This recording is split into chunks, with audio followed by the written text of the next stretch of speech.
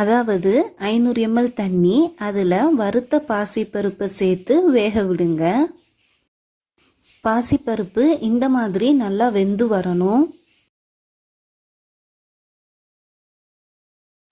பாசிப்பருப்பு நல்லா வெந்ததும் வறுத்த ஜவ்வரிசியை ஆட் பண்ணிக்கோங்க.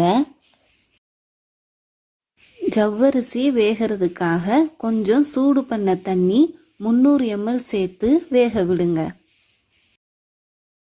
பாசிப்பருப்பு ஜவ்வரிசி 2 கொதிக்க ஸ்டார்ட் ஆகிருக்கு.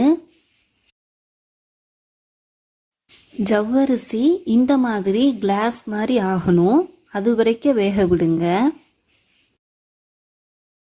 ஜவ்வரிசி நல்லா வெந்ததும் நம்ம எடுத்து வச்சிருக்கிற துருவன வெல்லத்தை கொஞ்சம் கொஞ்சமாக ஆட் பண்ணி நல்லா மிக்ஸ் பண்ணி விட்டுருங்க. வெல்லம் நல்லா மெல்ட் ஆக ஆக நம்ம எக்ஸ்பெக்ட் பண்ணுற கலர் கிடச்சிரும்.